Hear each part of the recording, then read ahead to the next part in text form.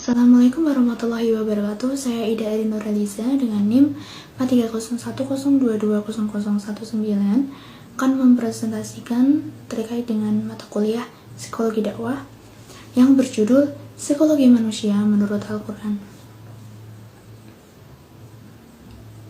Pertama, apa itu psikologi? Psikologi adalah suatu ilmu pengetahuan yang mengkaji dan menelaah berbagai tingkah laku manusia dalam kaitannya dengan lingkungan sekitar. Selanjutnya, ada definisi manusia menurut Al-Quran.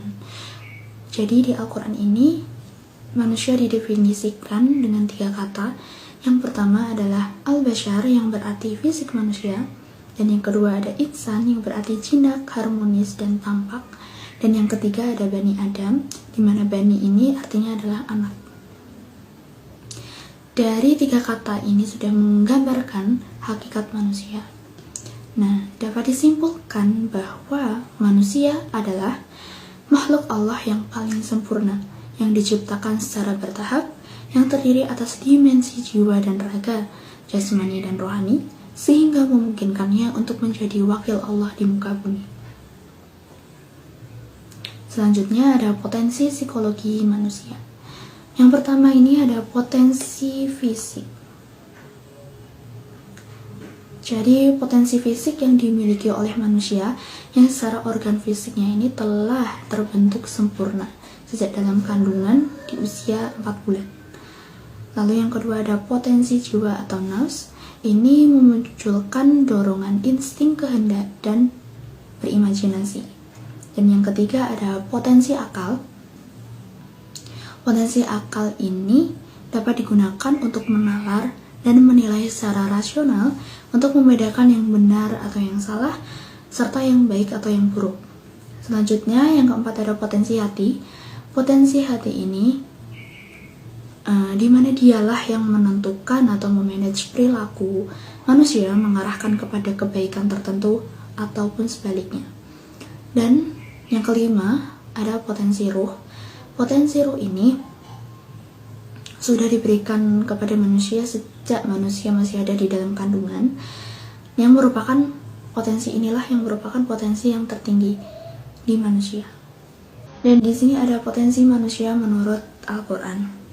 Jadi Al-Quran itu mengisyaratkan bahwa manusia itu berpotensi positif dan negatif, dan pada hakikatnya itu potensi positif manusia itu lebih kuat dibandingkan dengan potensi negatifnya. Hanya saja daya tarik keburukan itu lebih kuat daripada daya tarik kebaikan. Yang pertama ada potensi positif. Jadi ada 2 ayat yang menyebutkan potensi positif ini, yaitu Quran Surat At-Tin ayat 59 yang menyebutkan bahwa manusia ini diciptakan dalam bentuk dan keadaan yang sebaik-baiknya.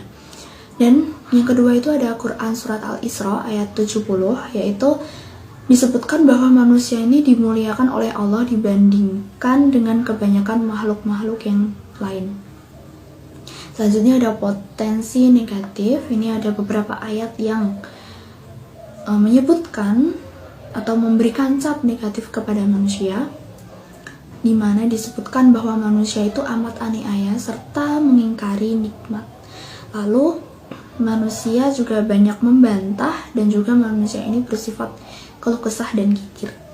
Jadi 2 potensi manusia yang bertolak belakang tadi antara potensi positif dan juga potensi negatif ini diakibatkan oleh perseteruan di antara 3 nafsu, 3 macam nafsu, yaitu yang pertama ada nafsu amarah bi'asu atau jiwa yang selalu menyuruh kepada keburukan.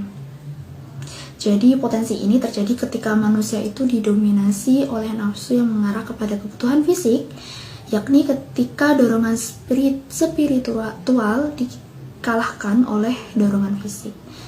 Dan yang kedua ada nafsu lawamah atau jiwa yang amat mencela. Ini dimana terbentuk ketika antara kekuatan fisik dan kekuatan roh ini saling mendominasi dalam kondisi dan waktu yang berbeda. Dan yang terakhir ada nafsu mutmainah atau jiwa yang tentram. Ini dimana terbentuk ketika dorongan fisik ini mampu disembangkan oleh jiwa, akal, dan hati dengan kekuatan spiritual atau roh. Jadi kepribadian dan perilaku manusia ini akan terbentuk dari interaksi antar potensi.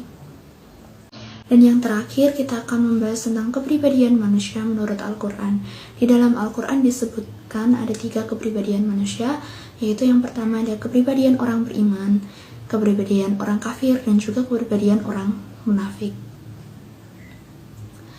Yang pertama, kepribadian orang beriman. Bagaimana sih kepribadian orang beriman itu? Yang pertama, yaitu akan bersikap moderat dalam segala aspek kehidupan. Dan yang kedua, rendah hati di hadapan Allah dan juga terhadap sesama manusia. Yang ketiga, senang menuntut ilmu, sabar, jujur, dan lain sebagainya.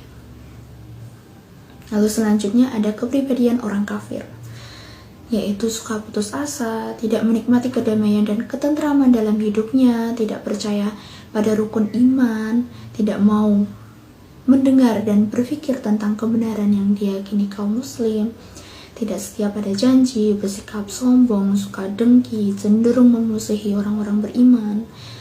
Lalu suka kehidupan yang hedonis atau kehidupan yang bersifatkan hal-hal yang material. Lalu tujuan hidup mereka hanya kesuksesan duniawi dan juga tertutup pada pengetahuan ketauhidan dan lain sebagainya. Dan yang terakhir ada kepribadian orang munafik. Yang pertama, mereka itu lupa dan menuhankan sesuatu atau seseorang selain Allah Subhanahu wa Ta'ala. Dalam berbicara itu mereka dusta, mereka menutup pendengaran, penglihatan, dan perasaannya dari kebenaran. Orang-orang munafik ini ialah kelompok manusia yang berkepribadian yang lemah, peragu, dan tidak mempunyai sikap yang tegas dalam masalah keimanan. Mereka bersifat hipokrit atau sombong, angkuh, dan cepat berputus asa. Demikian presentasi yang dapat saya sampaikan atau materi yang dapat saya sampaikan. Terima kasih dan wassalamualaikum warahmatullahi wabarakatuh.